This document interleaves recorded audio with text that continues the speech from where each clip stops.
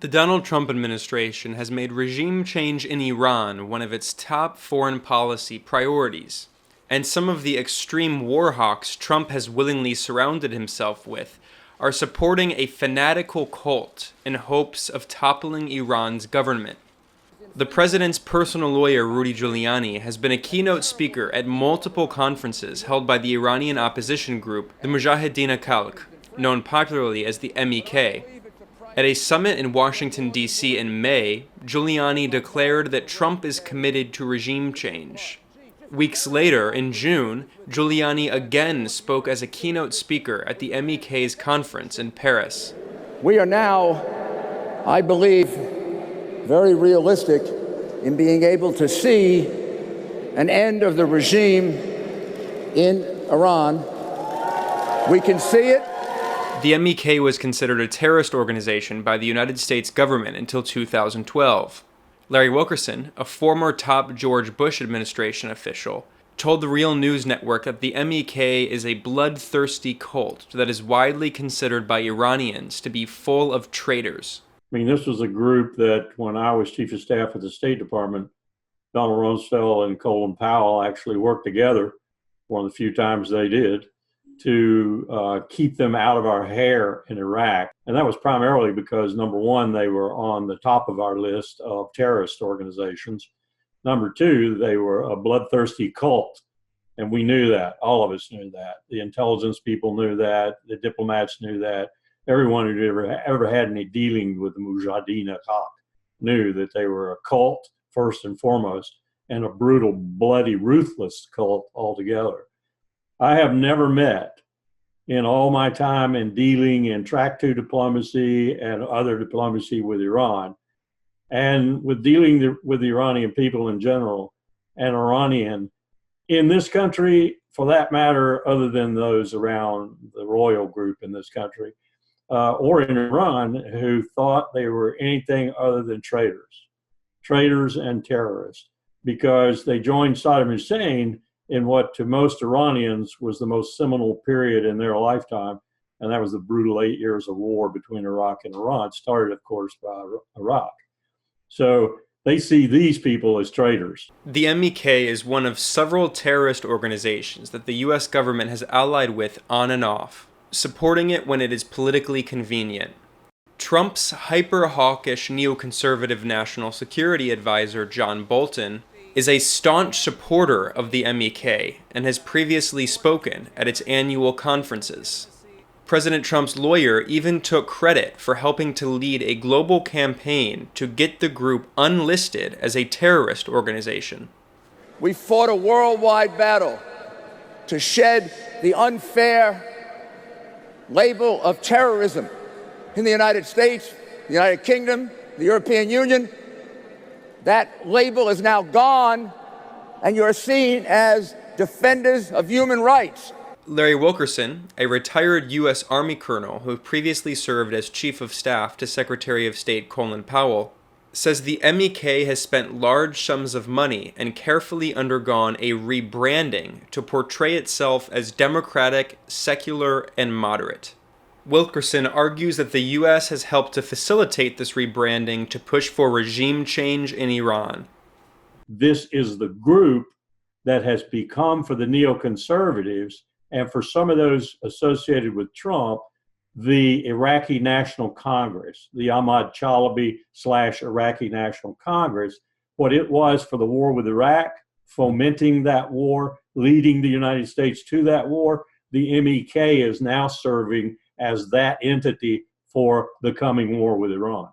And I think what you've seen, in order to use them, to employ them as a Chalabi-like tool in this march to war with Iran, they have been refurbished. I think Saudi money's been in there. I think U.S. money has been in there. I think big-time money has been spent with largely U.S. and European marketing entities that refurbish their name to make them look good. And I've even been told, I assume this is coming from some of my intelligence community contacts, I've been told that they are keeping what was the more radical leadership in the shadows. They're not letting them be exposed so much because they realize they still are the same people they were before.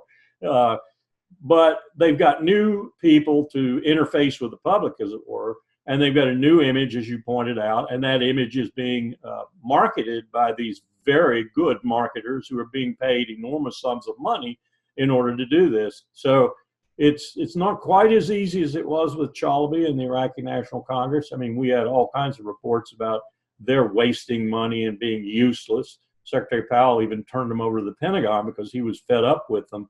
But I think this group is even worse. But at the same time, they have better marketers. They have people who are really good at advertising them and making them look good. Rudy Giuliani, in fact, bolstered this explanation when he boasted at the MEK's conference in Paris that the US-backed cult is allegedly coordinating the protests that are rocking Iran. Those protests are not happening accidentally. Those protests are happening because they're being coordinated now, unlike in 2009. They're being coordinated by many of our people in Albania and many of our people here and all throughout the world. Although the MEK has become largely associated with ultra-conservative hawks from the Republican Party, it also has increasing support among corporate Democrats.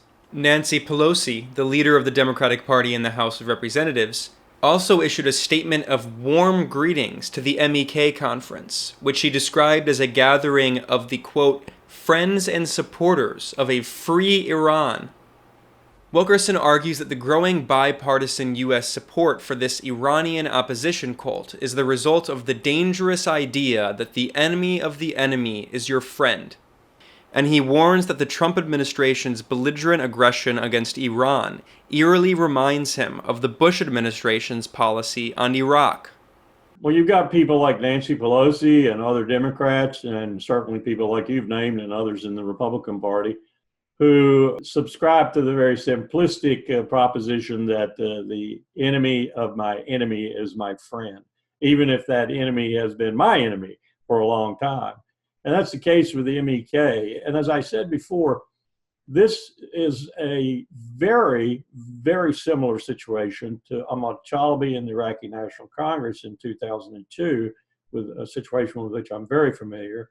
Because what's been happening is there's been this desperate search by everyone from the Foundation for the Defense of Democracy, which is really the replacement for Doug Feist's Office of Special Plans in the Pentagon, which manufactured the intelligence for the war with Iraq, including the connections with Al-Qaeda and 9/11 and the weapons of mass destruction, which were non-existent. This is the group FDD now that outside the Pentagon, outside the formal government structures, doing the same thing that Doug Feist's group was doing, manufacturing intelligence.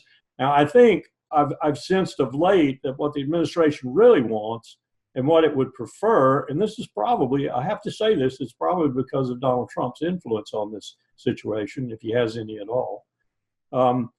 They're trying to bring so much pressure to bear on the Ayatollah, on Rouhani and Zarif and others, that the regime collapses of its own weight. And they've interpreted the recent disturbances in Tehran in particular, and I think this is a misinterpretation of those disturbances, but nonetheless, they've interpreted them as an indication that it's working. So they think tightening the sanctions, making everything effective by November, getting Iran's oil off the market, ceasing that method of their making any money in the world, and so forth, is going to topple the regime. So I think Donald Trump thinks he's going to do all this without war, that we're going to wind up with the regime crashing of its own weight. I think that's rather naive. I don't think that's going to happen. And I think in that not happening, John Bolton's going to stride others, and we're going to wind up on a war track with Iran. Will it happen? Yes. When will it happen? Now. And I want, next year at this time, I want us to have this convention in Tehran. Reporting for The Real News, I'm Ben Norton.